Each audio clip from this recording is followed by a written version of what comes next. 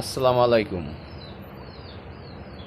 সারজিদ আলম এবং তারেক, আসিফ, নাহিদ, হাসনাতকে বলছি, সারজিদ আলম বলেছ যে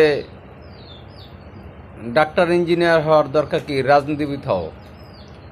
মানে তোমাদের মতো সন্ত্রাস হবে। তোমরা বাংলাদেশের ঐতিহ্যবাহী রাজনৈতিক দল আওয়ামী লীগের সভানেত্রী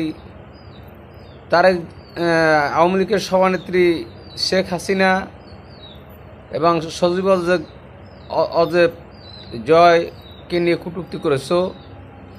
বিএনপির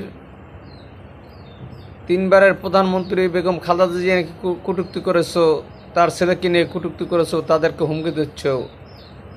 তোমরা এত বড় রাজনীতিবিদ হয়ে গেছো বাংলাদেশের, এবং বাংলাদেশের ভালো ছাত্রছাত্রী যারা, তাদের মজক ধুলাই করে তোমরা আন্দোলনে নামিয়েছো, কিন্তু তারা তো কোনো স্বার্থ আদায় করতে পারে না। তোমরা কোটি টাকা দামের গাড়িতে চড়ো, বিভিন্ন দেশ সফর করো। এ টাকার উৎস কি?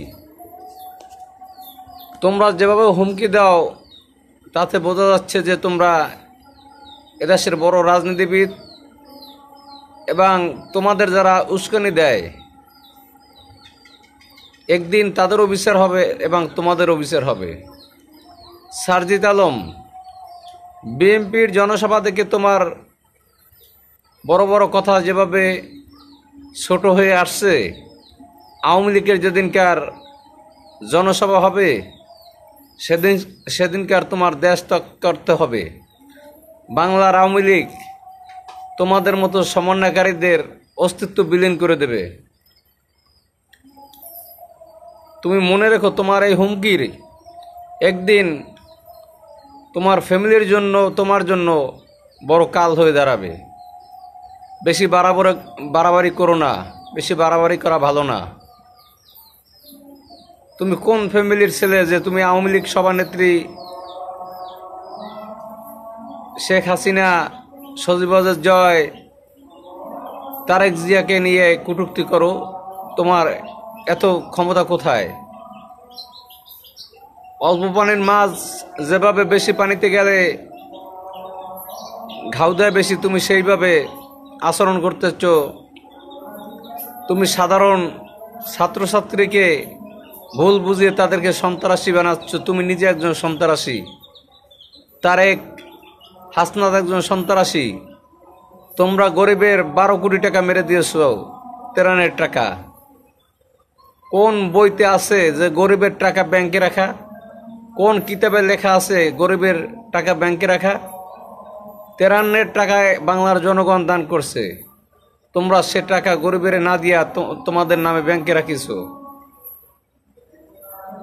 তোমরা বঙ্গভবনে আগুন দিয়েছ, বঙ্গবন্ধুর 32 নম্বর বাড়িতে আগুন দিয়েছ, বিটিভি ভবনে আগুন দিয়েছ। এমন কোনো কাজ করো না, এমন কোনো অপরাধ করো না তোমরা পাকিস্তানিকেও হার মানিয়েছ। তোমরা সোজা হয়ে যাও। বিএনপির জনসভায় তোমার মুখ যেভাবে ছোট হয়ে গেছে, আওয়ামী লীগের জনসভায় তোমরা দেশ ত্যাগ করতে বাধ্য হবে। আর নাহলে তোমাদের বাড়িঘরের অস্তিত্ব আওয়ামী লীগের লোকজনে রাখবে না। আওয়ামী লীগ ক্ষমতা থাক আর না থাক, তোমরা আওয়ামী লীগের এবং বিএনপির টার্গেটে পড়ে গেছো। কারণ এত বেশি বোঝা ভালো না, বোঝা ভালো কিন্তু অতিরিক্ত বুঝে ফেলাইছো তোমরা। তোমাদের বয়স কত? আওয়ামী লীগ সম্পর্কে তোমাদের ধারণা আছে কতটুকু? চিংড়ি মাছের মতো খালি ছটফট করো আর 13 টাকার গাড়িতে চলাফেরা করো। মনে করছো বাংলার অনেক কিছু হয়ে গেছে। বাংলার মানুষকে চেনো না তুমি এখন তৈরি। তোমরা যারা সমন্বয়কারী, বাংলার মানুষকে চেনো না। তোমাদের প্রত্যেক সমন্বয়ের লিস্ট হচ্ছে এবং হবে, একজনও ছাড় পাবা না। শেখ হাসিনা তো প্রধানমন্ত্রী, তোমরা তো আর প্রধানমন্ত্রী না। খালেদা জিয়া তো প্রধানমন্ত্রী, তোমরা তো আর প্রধানমন্ত্রী না। কিন্তু তোমরা কার জোরে লাফাও বাংলার মানুষ জানে, কিন্তু সে পালাই যাইবে, তোমরা পালাইও হারতে পারবে না। তোমরা একজন সাবেক সংসদ সদস্য মঈনুদ্দিন খান বাদল মারা গেছে 9 বছর আগে, তার কবর পর্যন্ত আগুন দিয়েছ, যাত্রাবাড়ি মসজিদ পুড়িয়ে দিয়েছ। আর তোমাদের সাপোর্টকারী দেশে কিছু কুলাঙ্গারা আলেম আছে, তারা তোমাদের সমর্থন করে, তারা কোনো কথা বলে না। এত ভালো ভালো না, তোমরা প্রস্তুত থাকো, আওয়ামী লীগ আবার ঘুরে দাঁড়াবে। আরো অনেক কিছু বলার ছিল, পরের ভিডিওতে বলবো। জয় বাংলা, জয় বঙ্গবন্ধু।